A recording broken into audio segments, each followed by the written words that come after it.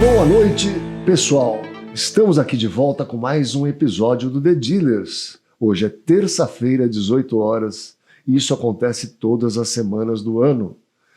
Por favor, assine o canal, dê seu like, faça um comentário, nos ajude, compartilhe este vídeo, porque hoje, como sempre, a gente tem uma história magnífica para contar. E o que é mais legal é que a gente vai dizer assim, o que tem a ver medicina com concessionária? Eu estou aqui com um querido amigo, um querido cliente, que ele tem 4 especialidades médicas, atuou quase 40 anos na medicina e veio aqui falar de concessionária.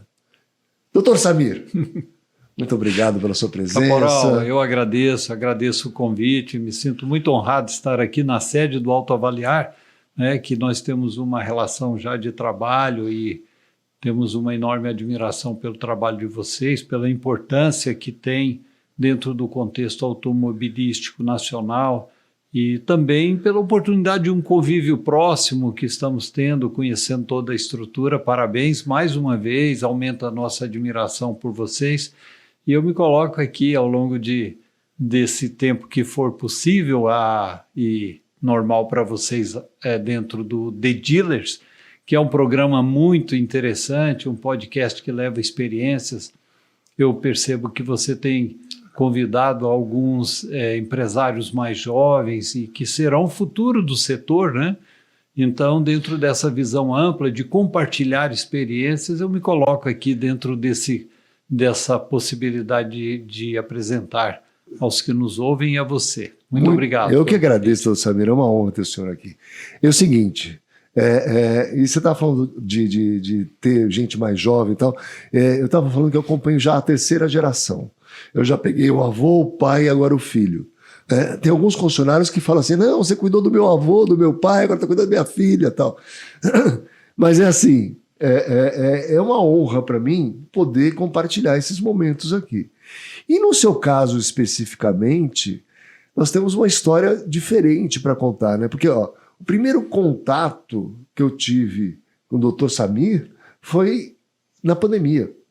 Que eu vi na pandemia que a gente estava num grupo de WhatsApp de concessionários, a maioria concessionários, e estava lá, todo mundo perguntava alguma coisa para o Dr. Samir, né? Falando, Samir, o que está acontecendo? É assim mesmo? Dá sua opinião, etc, etc. Eu falei assim, mas o que o médico está fazendo nesse grupo aqui? Fiquei pensando, falei, o que está acontecendo? Depois eu vim saber, né, da sua história como concessionário. E eu queria que você contasse aqui, da onde saiu um médico para virar vendedor de carro. Né? Como é que é essa história? Caporal, a minha vida eu sou filho de imigrantes árabes, né? E incomumente uma família que não se tornou financeiramente rica. Era uma exceção. A maioria do nosso meio tinha uma condição econômica bastante boa.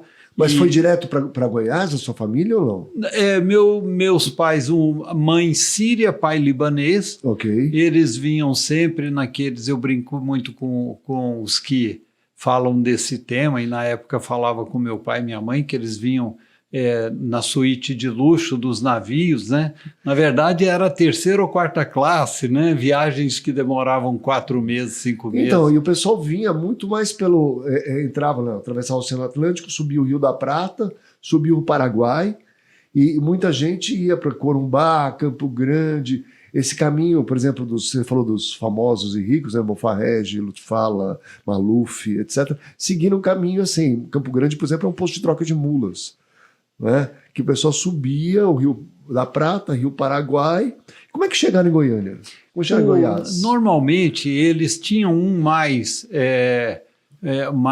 aventureiro que vinha à frente, e onde ele se estabelecia era a referência dos demais da família. O pessoal vinha atrás. No caso nosso, alguns tios, irmãos mais velhos tinham vindo, desembarcando no Porto de Santos, e ali eram recebidos por quem já estava, e eles vieram seguindo o desenvolvimento da linha ferroviária, ali que foi para Minas, Goiás, e por esse caminho, indo de trem, eles foram... Seguindo o trem. e se até encontrar uma cidade que entendiam ser promissora para começar ali a vida, né?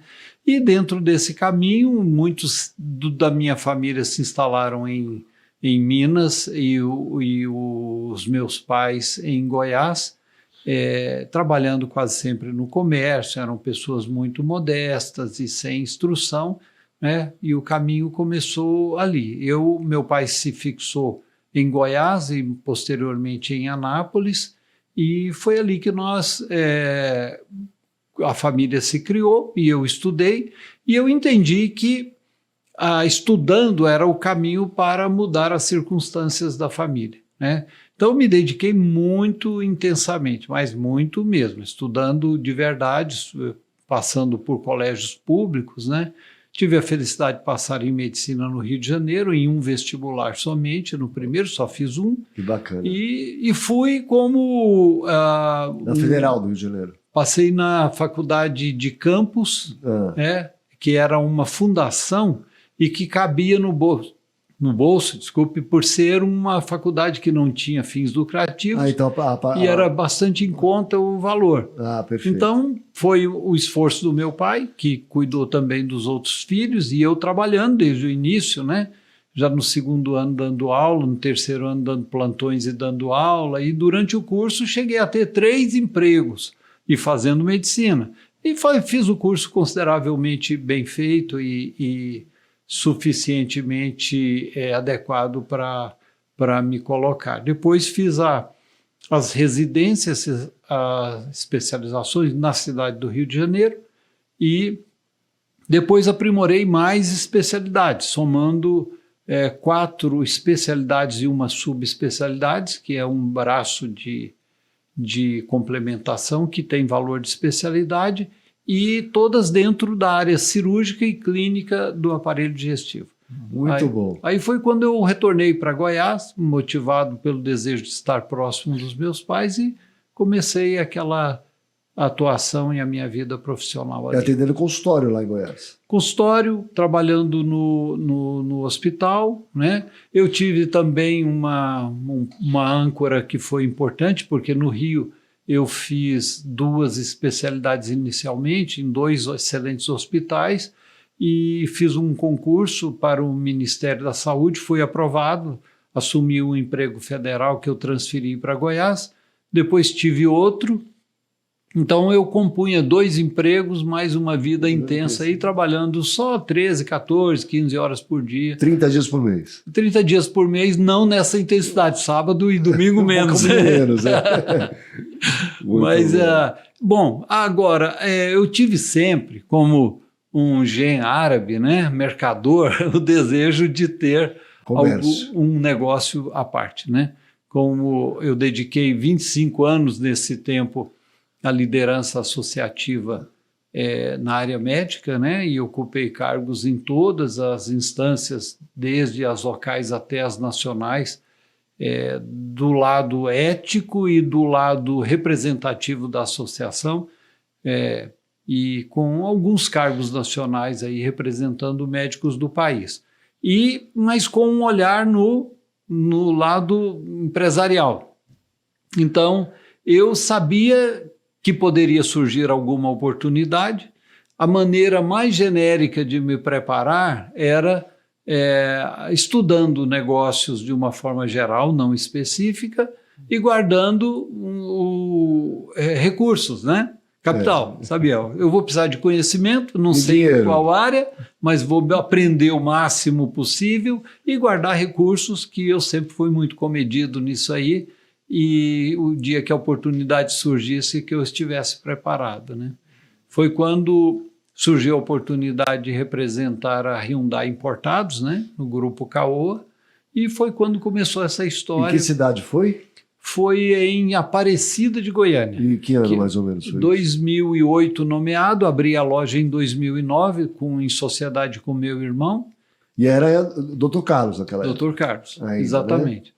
Agora, foi uma experiência muito interessante, né? Porque eu achava interessante o setor e me encantei, meu irmão também, e aí nós fomos deparando com a falta de conhecimento ou com as dificuldades, né, inerentes a isso. E aí foi correr atrás de desenvolver, conhecer, aprender, né? Então, foi um processo. Depois veio a Hyundai, HMB, e nesse tempo nós fomos buscando aprender. Para mim não havia dificuldade, eu vivi uma vida inteira lendo, estudando, e na medicina isso era algo muito comum. E livros de negócios que eu lia também de uma forma mais geral, mas ainda não era suficiente. Então nós somos sobreviventes de uma situação que eu chamo de que é alguém, eu e meu irmão no caso, sermos protegidos, se é que isso protege alguém, protegidos pela ignorância, desconhecendo o perigo. Mas seu irmão faz o quê hoje? Trabalha funcionário? Ele continua sócio, mas ele está nos negócios dele. Mas ele fazia o que antes? Não era médico? Também, não era médico. Ele trabalhava com distribuição de produtos, tem um negócio próspero, caminhou comigo até 2016, depois ele se voltou para a atividade dele. Eu tratei a medicina e os negócios automobilísticos juntamente até 2020. Agora você imagina, cuidar dos dois, voltar.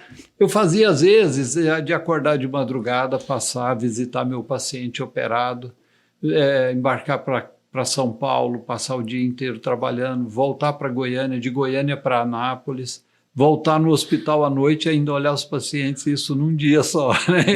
Mas não ficou doente fazendo isso? Não fiquei, eu não sei, né? Eu tinha uma motivação que para mim a energia vinha, né? Eu acho que a intensidade e a capacidade da gente se entregar está tão fortemente ligada quanto o desejo que a gente tem ou o prazer que se tem de fazer, né? Porque eu estudei 18 horas por dia muitas, inúmeras vezes, né? E trabalhar em média 14, 15 também. No Rio eu trabalhava 36 horas seguidamente, várias vezes por semana.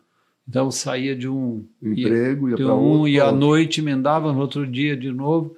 Assim, hoje parece algo muito incomum. Para o jovem de hoje isso parece uma coisa absurda, né? Absurdo. Não parece? Parece sim. Parece, nós respeitamos assim o modelo de vida que se tem hoje, né? Mas o pessoal quer um sucesso um pouco mais imediato, trabalhando um pouco menos, tem que trabalhar de casa, não quer, tem essas coisas todas que, né? Tem que aproveitar mais a vida. Exatamente. Eu não sei, não dá para julgar porque existe diferença das gerações e a gente não sempre vai ter conflito, né?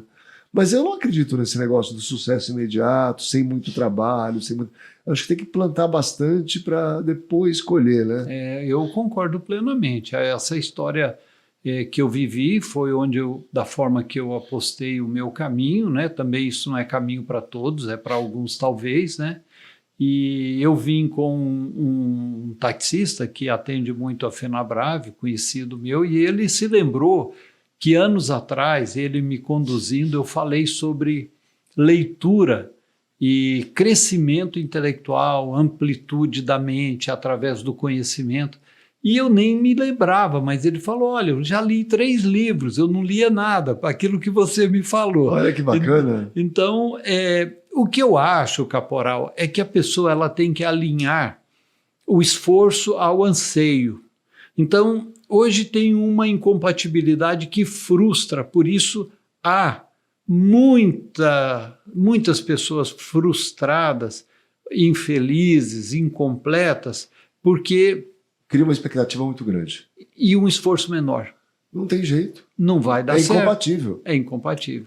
Então, anseia, porque o mundo cobra exibicionismo, materialismo, o usufruto de coisas boas materiais que agrada a todos. Claro. Mas para se alcançar isso por caminhos bons, pela verdade, pelo trabalho, pela ética, isso requer esforço e dedicação, né? E tempo. E tempo para maturar.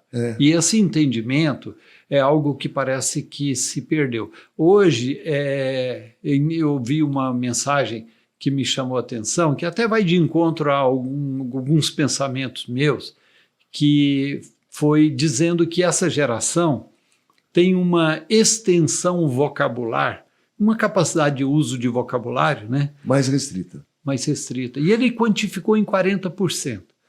Né? Eu vi, acho que isso aí, porque ele fala, eu não sei se é o mesmo caso, que hoje quem consegue ser o melhor engenheiro de prompt da inteligência artificial generativa é a pessoa que tem um vocabulário melhor. E quem tem vocabulário melhor é quem lê mais, quem leu mais livros, quem se preparou melhor, né? Que sabe a diferença entre as palavras para poder criar prompts adequados para a inteligência artificial trabalhar. E os jovens não se qualificam para isso. Olha, Perfeito. Que loucura isso. Que loucura. Então, o jovem que tem essa concepção equivocada, tem uma capacidade de se expressar muito mais limitada. Isso limita a própria performance, não é?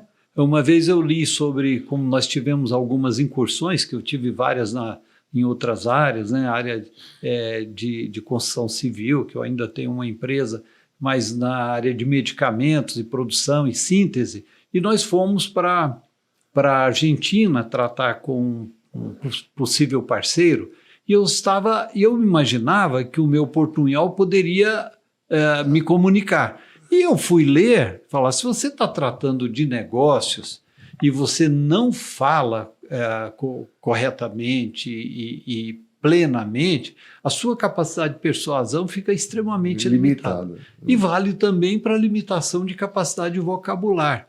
Agora, eu entendo, Caporal, que além do fato em si, os limites mentais e a amplitude mental fica também restrita, porque não tem vocabulário, não tem insights mentais, porque conta com a informação que está armazenada aqui, não aqui, né? E até do ponto de vista neurolinguístico, tem um livro do Daniel Goleman que chama Foco, que ele fala sobre o quanto, quando você lê e utiliza a sua mente para informações novas em que requer de você raciocínio, você amplia as suas conexões neurais. E quando você tem uma dificuldade para sanar, a sua mente é mais ampla e ela vai usar muito mais recursos e a capacidade mental de solução. É isso que às vezes confunde pessoas que dizem que alguém é mais inteligente. Nem sempre, na maioria somos iguais. Alguns usam melhor e mais amplamente. Exatamente. O nível de QI pode ser que todos sejam o mesmo nível, etc. Mas no repertório, né, no estofo que adquiriu ao longo da vida e se preparou para isso e tudo mais, tem mais opções, vamos dizer assim, uma linguagem bem clara, né? Assim, tem mais opções para diferentes cenários que aparecem na sua vida. Perfeitamente. Então eu entendo que também para que a gente, né, eu tenho um pouco mais de idade, né, me surpreendi com a sua, porque eu imaginava bem menos, viu? E isso obrigado, é sincero. É sincero, não, tá? Não tem problema. Saindo daqui a gente vai almoçar por minha conta. Então, com a idade, a atividade mental preserva e retarda as questões inerentes ao envelhecimento. Então, ler, estudar, ter atividade, né? Por isso que não passa, eu acho que a sua opinião também não passa pela minha cabeça a aposentadoria. Passa ter uma vida com maior independência, com maior capacidade de definir meus horários e exatamente isso, mas a gente tem que se sentir útil produzindo, né? É fundamental isso, acho que quando eu parar de fazer isso, a gente morre. No meu caso vai ser bem assim, quando eu parar de produzir, me sentir útil, minha função aqui na Terra acabou. É mais ou menos isso. Mas muito bacana. Agora, o que medicina tem a ver com venda de veículos? Porque você falou assim, tem muitas conexões, tem muitas coisas que são similares, né, nas situações do dia a dia, talvez. Então, explica pra gente, por favor. Talvez o que eu trato, na verdade, eu trato a gestão da empresa com uma insistência em implementar cultura, uma cultura, né, que eles respirem um ambiente de valores morais e éticos e de desejo de desempenho. Tem um versículo na Bíblia que diz assim: veja todas as coisas e retenha o que é bom. Então, um dia eu viajo de Anápolis para Goiânia todos os dias, porque moramos em Anápolis. São 60 quilômetros e eu aproveito aquele tempo para ouvir... Bradilhas Podcast, por exemplo? Sim, muitas vezes. Liguei no rádio, no Spotify. Perfeitamente. Separo quando eu tenho interesse, e já ouvi vários, né? E quando ouvi sobre uma vez, muitos anos atrás, cultura, a relevância da cultura, né? E eu comecei a aprofundar, estudar isso aí. Então lá eu repito coisas que eu fazia na medicina. Na medicina eu era tido como o cirurgião chato. O chato é o quê? Exigente, porque não transige, que não aceita ser feito fora do processo. É mesmo porque numa cirurgia você está lidando com a vida do paciente, né? Se fizer alguma coisa fora e der errado, acabou. Né? Perfeitamente. Então, aquelas regras de segurança da cirurgia são o quê? São processos, não é? Então você não pode transigir daquilo, porque às vezes você pode proporcionar uma possibilidade de uma complicação que venha pôr em risco a vida do paciente. Então, em cada ato que você faz, sem ter na época entendido ser aquilo um processo, eu entendi a regra de segurança, era algo que eu precisava fazer corretamente. Mas então, na concessionária existe, com exceção dos que a montadora sugere, etc., existe uma falta de manuais, de processos pré-estabelecidos. Você não acha, não? Acho sim. Porque é diferente da medicina nesse ponto, né? Né? Porque... A medicina, na cirurgia, ela é extremamente, quer dizer, para quem se propõe a fazer e fazer dentro da boa prática, é muito definido e existem os parâmetros muito definidos. Na sala de cirurgia, o anestesista está ali, ele é essencial, mas quem dá o tônus é o cirurgião. Né? Ele tem a sua equipe, tem um auxiliar, e assim, o rigor do cirurgião é, na verdade, muito do ambiente em que tudo caminha ali. Né? Então, se houver ele implanta uma cultura. Implanta uma cultura. E muitas vezes, em hospitais que não são de excelência, e eu trabalhava num bom hospital, mas de cidade média, o cirurgião, a presença dele é que modula o comportamento dos demais, porque esse é chato, é exigente, se sair da regra ele vai chamar atenção, vai mandar repetir, vai mandar refazer. Então, eu era muito visto assim, mas eu não me importava, até ficava feliz, porque quando alguém das equipes que me consideravam, ou das pessoas, quando tinham um parente próximo para operar, era o chato que era o escolhido para fazer, né? Então, agora... Na medicina existe muitas possibilidades de que as informações não sejam precisas. Não estou dizendo que se pratique isso, mas eu sei que se pratica, em alguns casos, informações que são de conhecimento exclusivo do profissional e também pelo nível técnico, em que aquilo não é passado com a verdade absoluta. Numa cirurgia, por exemplo, o que acontece ali se um cirurgião, se ele tiver essa intenção, mas eu vejo que uma imensa maioria são pessoas corretas, eu convivi com muitos, mas se ele sair e der uma informação equivocada, omitindo um erro, um engano ou uma circunstância, é difícil que a família saiba daquilo, se aquilo procede ou não. Quase que assim, o que acontece em Vegas fica em Vegas, né? É mais ou menos isso. Na sala de cirurgia, morre ali. Então, às vezes morre o paciente. Às vezes morre.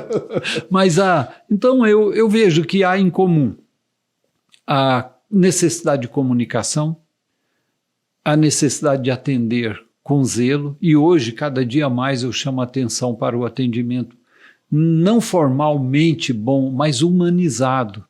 Numa relação onde, na concessionária ou na medicina, passam inúmeros pacientes, passam inúmeros clientes, cada um tem que ser tratado com a individualidade de uma nova pessoa, um novo ser, uma nova necessidade. Né? Então, tem cliente difícil na medicina? Tem paciente difícil na medicina? Tem família difícil na medicina? Tem na concessionária, não é verdade? É isso mesmo. Não, o que eu sempre falo, né, é que nós estamos no negócio de pessoas. Quando a gente vende carro e tudo mais, a gente está tratando não é de... então o melhor carro do mundo. Tá ótimo, nosso carro é bom, tal. Mas normalmente, e hoje em dia, com a tecnologia evoluindo tanto, ele é mais ou menos similar ao do concorrente. Mas a pessoa que está na nossa frente ali, ele tem uma necessidade única, né? Ele é um indivíduo. Se a gente entender a necessidade dele, oferecer uma solução que seja muito adequada para ele, tanto na questão de produto, como na política comercial, na forma de pagamento, nos valores, seja lá o que for, na facilidade que ele tem para financiar ou não, na troca do carro dele. A gente atendendo essa necessidade, o produto está vendido. Está encaixado, né? Eu tenho que entender da pessoa. Claro que eu tenho que saber do carro, né? Tem que ser um especialista do produto? Sim. Mas não é o produto que vende, né? O produto sozinho ele não vende. Ele precisa de alguém que entenda a necessidade do cliente para explicar. Por isso que eu falo assim, o pessoal fala, a inteligência artificial vai substituir o vendedor. Depende, né? Se o vendedor souber usar bem a inteligência artificial a favor dele, eu acho que aí a soma fica imbatível. Porque ele vai entendendo a necessidade do cliente, oferecer a melhor solução para ele, além do produto, como resolver o problema dele, e fica muito mais assim do que simplesmente ele olhar lá um produto, clicar e comprar, porque ainda o carro, tanto como a casa, é um bem de alto valor agregado, né, um dos principais que a pessoa faz, investimentos que faz na vida, e é assim. Exatamente. Então, a relação humana, ela precisa ser completa. Eu considerava muito importante explanar sobre os riscos, sobre as possibilidades, sobre os percentuais, dar clareza, oferecer segurança de que eu trataria, de que eu também faria o melhor. E acho que nesse campo a verdade precisa prevalecer, né? Eu tenho 4 valores essenciais que eu, após estudar muitos livros, e principalmente os livros do Jim Collins, que eu acho que é um livro muito importante, referencial, eu estabeleci 4 valores, e o segundo deles é a verdade como uma regra. Então, na nossa empresa eu não permito, né? Na nossa empresa, o conservadorismo no sentido do respeito interpessoal é absoluto, né? Não se fala palavrão, porque eu não vejo como o palavrão some dentro de um ambiente de trabalho.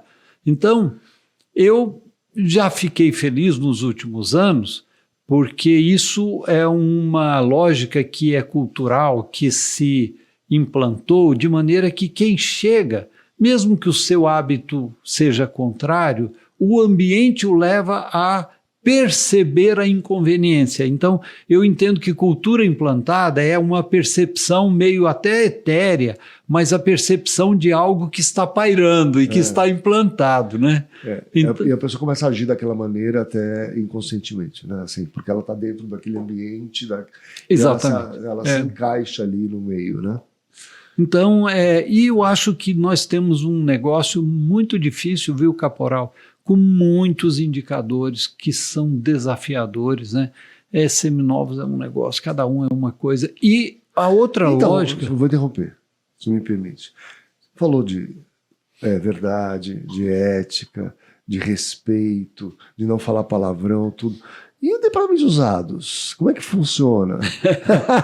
Porque normalmente é o departamento que a montadora interfere menos, né? Não tem processos. A pessoa que é contratada, se ela vem do ramo, já é uma pessoa com uma série, eu não vou falar de vícios, mas manias, experiência adquirida, sei lá, o nome que quiser, mas já sabe o que deve ser feito, baseado na experiência dela. Tem todas essas histórias. Porque como é que foi, assim, você montou a concessionária, lindo, tá, resolveu, mas eu tenho que contratar gente, né? Eu sou um médico, eu não tive concessionária antes, estou tendo agora. Como é que é esse negócio de contratar essas pessoas que já vêm do mercado preparadas, né, para um ambiente que você propõe que seja desta maneira que você falou? É difícil, caporal, é difícil, é um grande desafio. Os cargos principais eu entrevisto depois de aprovado pelo gestor do setor, gestor geral, pelo RH, passa por mim. Porque eu atendi, eu não sei, eu fiz um cálculo aí, talvez ao longo da vida, aí pessoas que voltavam comigo, talvez 180, 200 mil pessoas, pelo menos. Então, eu acho que essa experiência ela pode ser usada nessa questão da relação humana para avaliar. Você me perguntou de seminovos, e eu tenho que confessar para você que por um tempo, e faz muito tempo, felizmente, eu achava um mal necessário, né?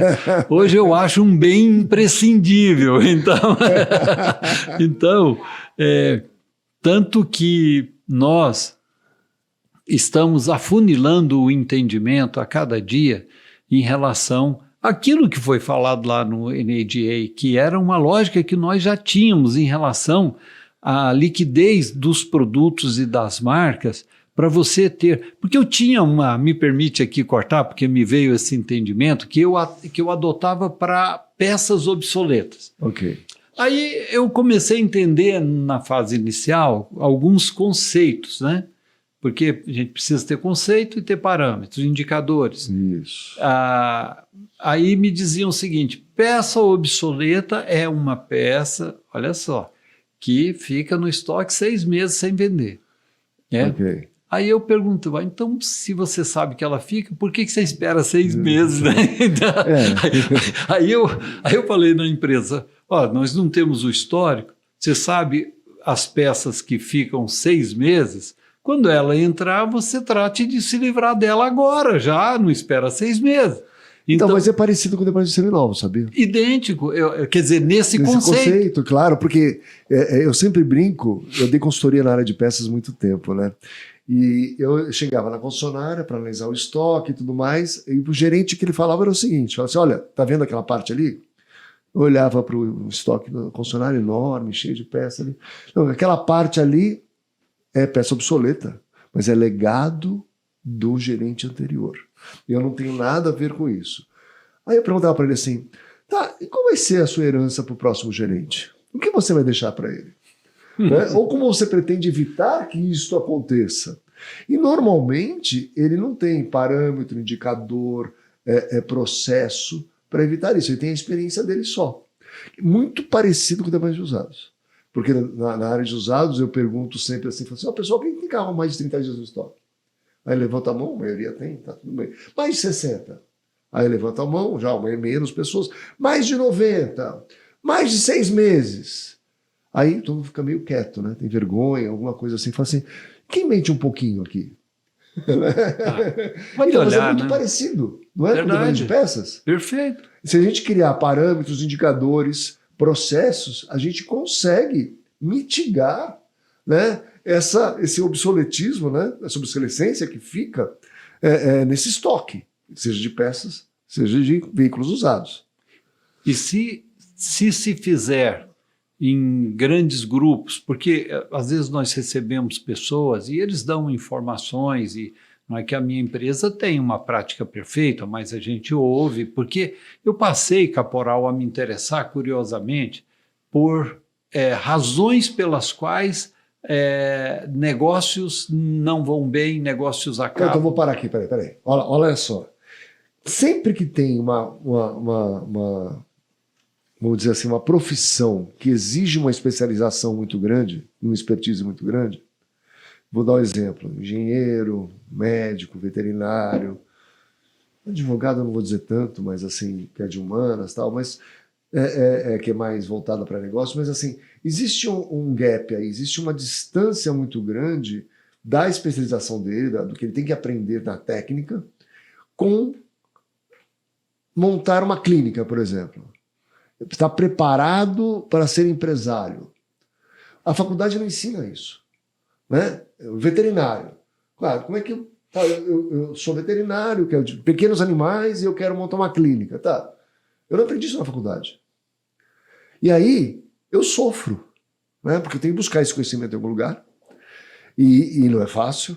Muitas vezes eu não às vezes tenho nem o tino comercial para isso, mas eu preciso fazer isso, eu não tenho as ferramentas, eu não conheço, eu tenho como se fosse fazer uma nova faculdade, partindo do zero. Você concorda com isso que eu falei, com essa minha visão, ou eu estou muito equivocado? Não, você está perfeito no entendimento, eu concordo plenamente.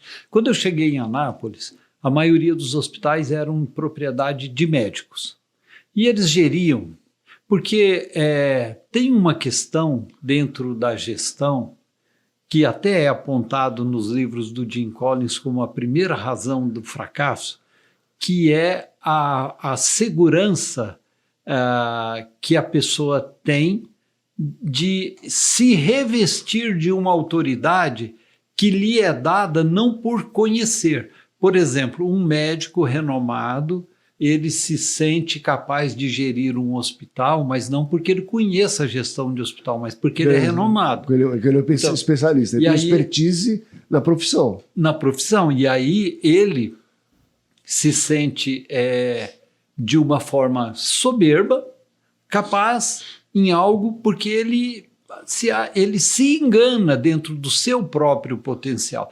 Tanto que na minha cidade, os hospitais que eram geridos por médicos e que foram bem-sucedidos e abriram estruturas hospitalares, todos acabaram.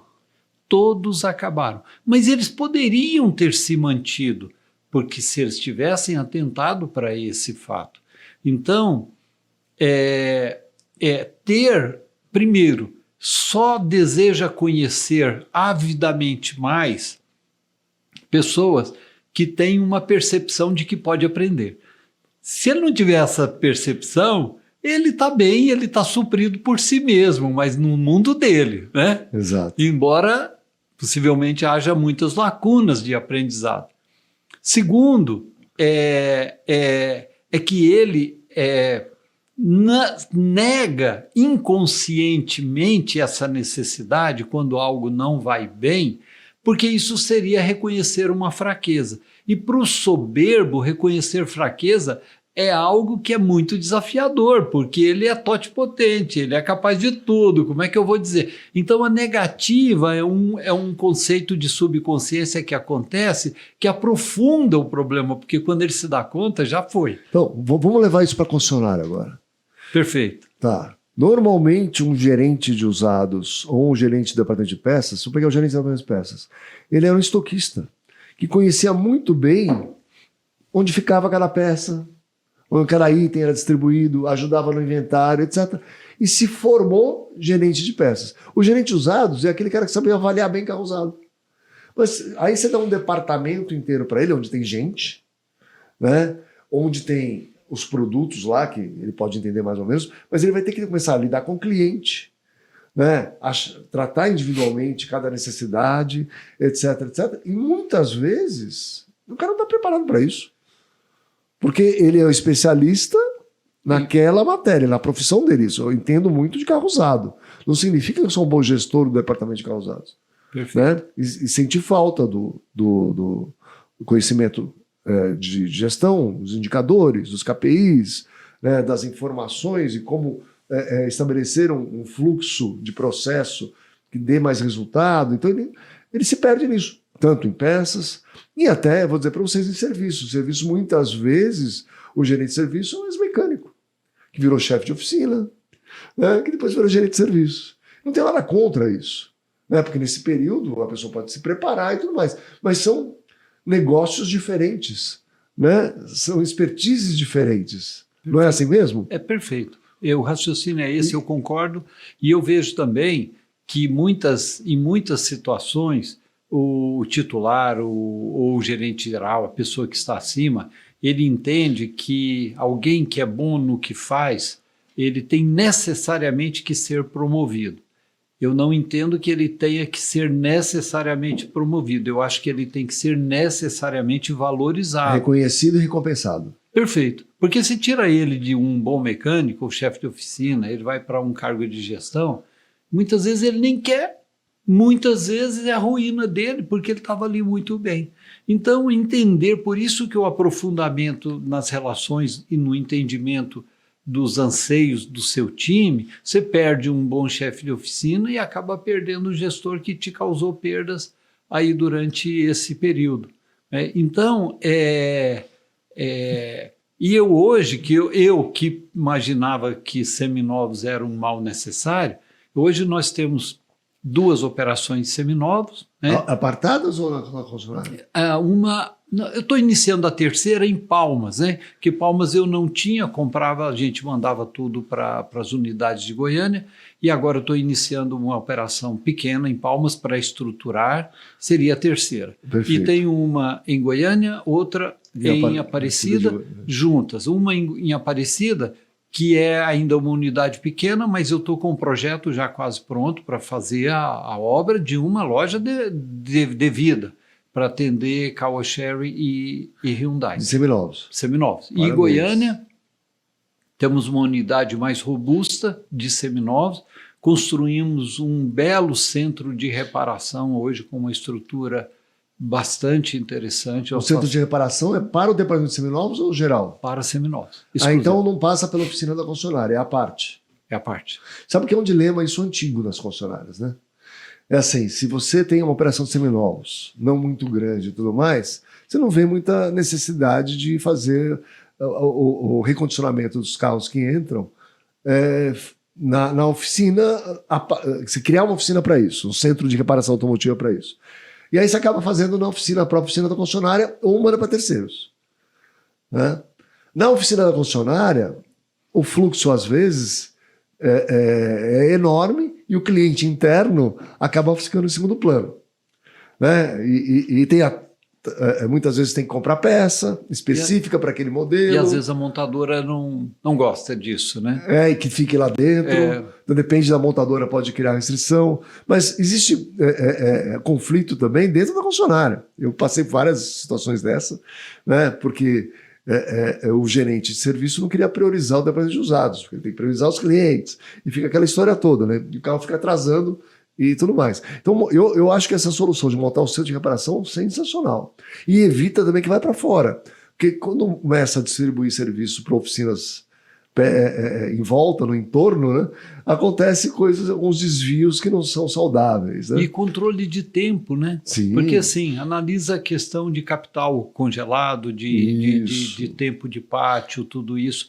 Para nós, Caporal, foi uma experiência bastante interessante, porque os indicadores de retorno, e eu tirei do gestor de seminovos, isso é a parte, é o gerente de pós-vendas que comanda, mediante a autorização do gestor que cuida do custo do veículo. Então, ele faz o orçamento, o gestor de seminovos autoriza, e nós temos controle de tempo, de permanência, só funilaria que eu ainda não tenho, não vejo ainda necessidade.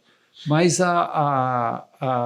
o que eu penso hoje é fazer uma loja, uma revenda de seminovos bastante robusta em Goiânia, aumentando o tamanho dessa. Estamos contratando controle e gestão de qualidade para seminovos. Então, assim, é algo que, para mim, tem a mesma relevância do novo e como um negócio extraordinário. E como nós vimos lá em Las Vegas, no Dale Pollack falando, que garante um departamento de novo saudável é uma boa operação de usados.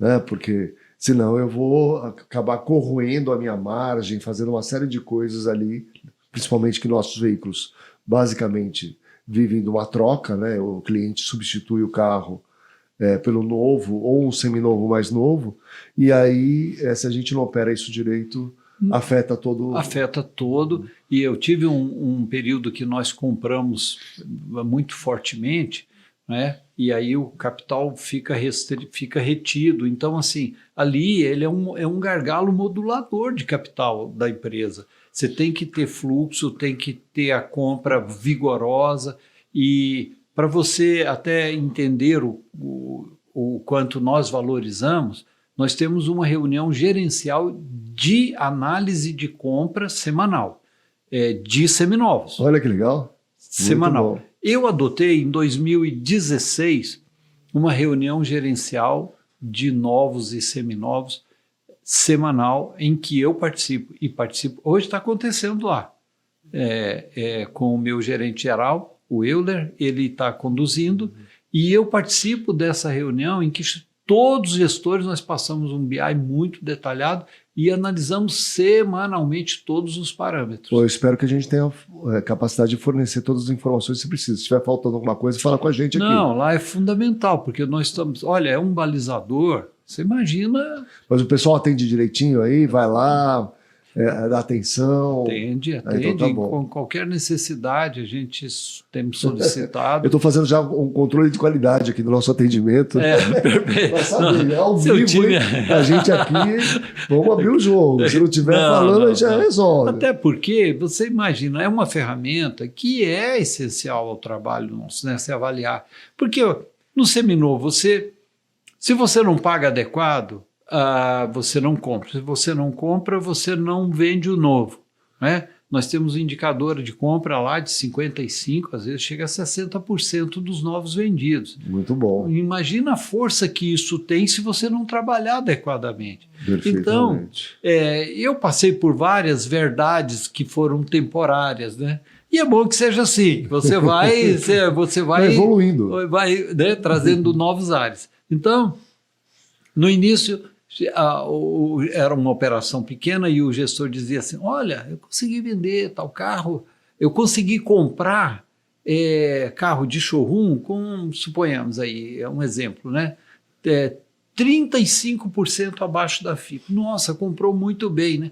Aí se anima com um exemplo de uma unidade bem comprada, talvez de um cliente desavisado, e baliza o sucesso de um no comportamento dos demais. Vai ser o quê? Fracasso, porque não vai comprar os demais. Então estabelece o que é adequado como margem, como possibilidade, paga o máximo que for possível preservando a margem. Mas não tenha esse olhar de ânsia, porque a gente tem que ganhar no todo, né? Exatamente. E aí volume, você... E tudo mais. No volume. Então essa aqui é a lógica hoje. E aí é modulada pela ferramenta que a gente tem no autoavaliar, todos esses indicadores e os de repasse também, né? Claro. Que a gente tem os parâmetros e nós tivemos 2 meses de recorde nosso em repasse, porque compramos muito e tudo, mas o time trabalha e é um canal muito eficiente e fundamental. Que bacana, fico muito feliz, sabia? Muito bacana mesmo. Eu tenho, assim, é interessante, eu estava falando que eu pego a 3ª geração já de concessionários, né? Mas tem o que eu chamo de newcomers, né? Então tem um concessionário que ele tinha loja de vinhos. Outro concessionário que tinha construtora. Não era do ramo. Né? Claro que tem. Nosso negócio é familiar, então tem várias famílias que vêm desde a década de 60, ou até antes. Né? Estava falando com o Dado aí da Santa Emília, tem 120 anos de Santa Emília, muita coisa. Né? Mais de 100 anos aí é bastante coisa, são várias gerações. Mas eu acho que é muito saudável, muito diferente, né? É muito, como vou dizer assim, uma nova perspectiva quando a pessoa vem de outra área para esse setor.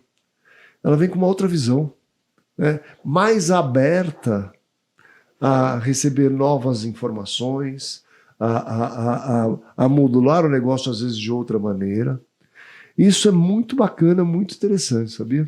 É assim, eu tenho contato como você sabe, com bastante concessionários, bastante titulares e tudo mais, e eu vou dizer assim que é refrescante, revigorante, quando tem uma pessoa de fora e traz uma nova visão para o negócio. A gente precisa disso. A distribuição de veículos brasileira e mundial sempre precisa disso, porque senão a gente fica muito voltado para dentro, né? Fazendo um pouco mais do mesmo. Então a gente precisa desses inputs, porque o concessionário é um lojista que foi guiado pela montadora. Né? Ele recebe um padrão da montadora para trabalhar, um guia, um manual, os processos, etc., e vai seguindo aquilo. Mas quando você soma com uma experiência que nem a sua, né, de quase 40 anos de medicina e tudo mais, nossa, fica um negócio assim sensacional, muito diferente. Né? Muito Caporal, bacana. eu usava uma expressão de que eu era, na medicina, trabalhador braçal, né? sem depreciar, porque assim, isso, logicamente que sem nenhuma depreciação, porque eu me referi a mim mesmo, né? E por quê? Porque na cirurgia a minha presença é que produzia o resultado e a receita e o trabalho. No consultório, a estrutura que eu tinha, uma clínica, sem a minha presença não funcionava. E eu viajava muito, que eu fui representante de classe médica, viajava muito, eu dei palestras no país todo e acompanhei problemas da medicina que são inúmeros e que pioraram muito. Mas na vida associativa atual também, hoje eu me ausento, mas quando eu fazia isso concomitante com a medicina, o consultório ficava fechado e a minha equipe parada, né? Então, o médico, se ele tiver percepção de análise da sua produtividade, ele entende e valoriza o ganho, porque todo ele é feito. Hoje eu estou aqui com você, prazerosamente, as lojas estão abertas, né? Estão trabalhando. Mas se fosse no consultório, você não estaria atendendo. Não estaria atendendo, estaria parado. Então, zero de receita. Isso trouxe comigo um entendimento de zero de tolerância com perda de receitas lícitas. Tudo que é lícito tem que ser maximizado. Então, cada setor dos muitos que existem, nós nos esforçamos para que nenhum seja o amparo do outro, ou seja, o despachante é uma operação e ele tem que produzir a receita dele, e eu não vou usar o despachante para subsidiar a venda do novo. Eu faço isso em condições muito excepcionais. O acessório também não existe para ser muleta de venda de novo. Ele tem que ter uma vida própria. Tem que ter vida própria, receita própria, objetivos próprios, o seguro, tudo isso, cada um é um negócio e tem que ser entregue no máximo. Quando as performances são abaixo, né, os feedbacks mostram números. Olha, você atendeu um vendedor, por exemplo, conversão abaixo, olha, a receita média seria essa, você perdeu tanto, a empresa perdeu tanto. E tudo isso não é uma fixação obsessiva, porque nós não pesamos a mão, mas nós damos ciência, porque eu entendo que há uma necessidade de um processo de educação para a vida que nós podemos oferecer a essas pessoas que trabalham conosco. Porque, no fundo, caporal, imagina, um pai de família tem filhos e fica o dia todo lá fazendo hora, perdendo tempo e não produz. Ele não produz para a empresa, mas a família dele sofre também, não é? Claro. Vai sofrer nas férias, vai sofrer com uma escola que não é a melhor, o ensino, a educação, com um fim de semana mais agradável se ele produzir e levar. Então, para a vida, isso é bom para todos, é geração de riqueza. Claro, fundamental. Então, por isso, e a gente tem aprimorado nos indicadores de mínimos detalhes, é entender quantos clientes telefonaram, quantos foram os leads, o caminho de cada um, e nós entendemos. Isso aí é tudo exposto e nós estudamos isso com minúcia. Que bacana, que bacana. Me faz um paralelo entre a indústria farmacêutica e a indústria automotiva, assim, em relação aos médicos e em relação aos funcionários. Então tem a montadora, tem a indústria farmacêutica. A indústria farmacêutica quer, entre aspas, empurrar remédio para que os médicos administrem esses remédios para os seus pacientes. A montadora também quer viabilizar o estoque de atacado dela através do varejo da concessionária. Como é que é isso? Assim, existe um paralelo ou não tem nada a ver? Existe relativamente, né? Porque nós também dependemos da indústria farmacêutica. Com a montadora, nós temos uma relação de dependência direta como único fornecedor, né? O poder da montadora sobre nós é mais forte do que deveria ser o poder de uma indústria farmacêutica sobre um médico. Entretanto, o limite das relações, tanto numa quanto noutra, precisam estar preservados dentro de regras que sejam aceitavelmente éticas, né? Então, a indústria farmacêutica, não em todos os sentidos, mas ela avança dentro de um âmbito em profissionais que aceitam uma relação que não seja a relação que eu diria eticamente desejada. São poucos, mas isso acontece, né? Eu tive uma forma de condução onde eu decidi ter a minha independência plena para prescrever para meus pacientes o que fosse melhor e absolutamente independente de qualquer compromisso. Independente de convenção, aquelas coisas congressos, passagens, tanto Mas é assim, não é? É desse jeito, é isso aí. Alguns são completamente envolvidos nessa condição. E eu fui diretor da Associação Médica Brasileira e nós trabalhamos lá. Eu fui diretor de saúde pública, representando os médicos do país em temas semelhantes. E também eu fui o diretor da Associação Médica Brasileira, que representava a classe médica na Agência Nacional de Saúde Suplementar, que regulamenta planos de saúde, regras de plano de saúde. Então, esses temas eles vinham à tona lá muito frequentemente. E isso é um problema enorme quando diz respeito a órteses e próteses. São materiais de alto custo, né?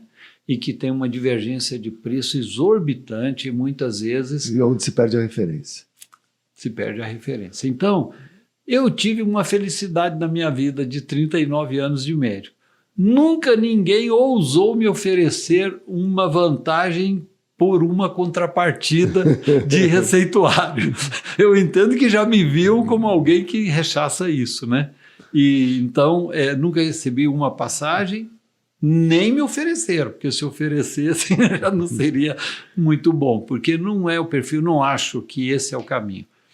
O médico, como digamos, uma rede de concessionários que é representada por sua associação, deve buscar seus benefícios por caminhos que sejam caminhos do equilíbrio, da justiça, da verdade, né? Sim, e esse é o caminho que tem que ser. Mas acontece também, eu vou dizer para você, né? Eu trabalho com montador, eu estava falando para você, desde 79. Né? Dá bastante tempo aí, quase 50 anos. Na relação de dia a dia com montadora. E eu já vi de tudo. E em relação aos concessionários e as montadoras mesmo, assim, né? E acontece em todas as indústrias, de alguma forma. Né? Mas eu acho assim que hoje, com as regulações que a gente tem, tanto de associação de marca, das convenções que foram estabelecidas, da própria lei Renato Ferrari, e hoje tem uma regulação, né? A gente tem a convenção de marca, tem a regulação de onde você deve ser operário e tudo mais. Mas, ainda assim, tem suas nuances. E nós estamos falando de uma questão de varejo, que é a relação de uma indústria com um médico ou uma equipe, mas essa relação, ela possivelmente é muito mais promíscua nas instâncias estatais, onde Sim. as questões são licitações e compras gigantes e tudo mais, né? É o que se ouve, né? Então, a indústria farmacêutica, a minha cidade tem muitas indústrias farmacêuticas nacionais, é um polo, inclusive. E sim, boa claro. parte dos proprietários eram meus pacientes e são amigos. São indústrias que têm hoje expressão nacional e que foram também uma aposta num tempo em que as multinacionais dominavam, mas eles cresceram muito. E eu via neles pessoas muito decentes, muito éticas, mas a grande indústria mundial é muito selvagem, digamos Muito assim, selvagem, no comportamento capitalista de busca de espaços e de gerar receita e tudo mais, né? E tem um setor, isso casa com a vulnerabilidade da aceitação desse modelo de negócio em alguns setores, e aí as coisas acontecem diferente do que é o ideal para o bem-estar da maioria, né? Além do presente que eu vou dar aqui, eu faço questão de dar... Eu tenho certeza que o senhor tem meu terceiro livro, e recebeu lá da Abraí na convenção que teve no final do ano. Recebeu aquele ali, ó? Sim, mas se tiver outro, eu levo, porque eu vou presentear. Mas eu vou presentear o senhor com os outros dois que eu acho que o senhor não tem. Certo. Um é sobre serviços, que fala só de indicadores de serviços. Excelente. E o outro é o meu livro de lançamento que eu fiz há uns 10 anos atrás, que fala toda a jornada do cliente dentro da concessionária para comprar um veículo. Excelente. Faço questão, porque eu adoro dar livros para as pessoas que vão ler. Eu entreguei para os meus gestores um livro que chama Empatia Assertiva. A autora chama-se Kim Scott.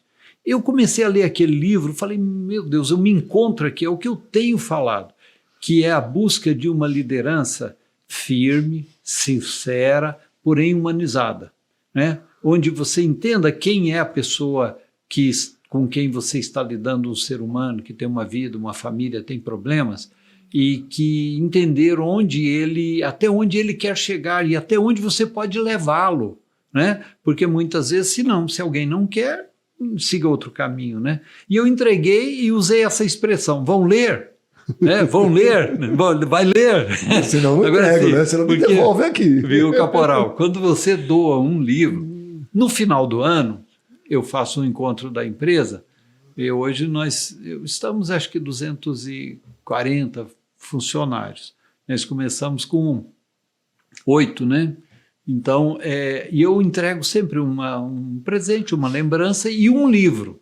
É uma forma que eu vejo de estimular a leitura, né? E eu escolho um livro e muitas vezes eu faço questão que seja um livro fino, letras maiores, né? Entrego o livro de conotação espiritual, que estimule a fé também. E porque se você entregar um livro grosso para alguém que não está habituado a ler... Ó, eu entrevistei um concessionário aqui, que é um amigo meu, chama Francis Cruz. E ele tem um programa que chama... O grupo dele chama Grupo Cometa. E ele tem um programa que chama Cometa Leitura. O Francis, meu amigo. Pronto. O programa dele, é maravilhoso. Cometa Leitura, é sensacional. Conheço. É sensacional. Eu tenho muita vontade de adotar aqui na minha empresa, faltou coragem minha até agora para fazer isso, mas eu acho assim muito bacana. E lá quem não segue o programa está fora. Né? Porque, inclusive, ele tem uma situação que é atípica, né? Porque é uma cidade de fronteira, muito difícil de se contratar gente, etc. Então ele forma as pessoas ao longo do tempo. Ele vai formando todo mundo, e uma das maneiras de ele formar é dando livros para as pessoas lerem. Ele muito se tornou bom. Político e fez um grande trabalho. Não, vai voltar a ser prefeito agora. Tal. Excelente pessoa. E eu comecei esse projeto e fracassei, porque eu não levei à frente. Mas nós tivemos, aí eu fiz doações e depois eu vou retomar. Eu acho que é muito... Acho que vale a pena. Muito bom. Peraí, vou pegar aqui. Vamos tirar foto? Vamos tirar foto. Vem pra câmera aí. Olha aqui, você me deu o vinho, se eu levar para tomar lá. Vai chegar o inverno agora, né? Então, ou vai para Pirinópolis. Então, tá vendo que eu conheço lá?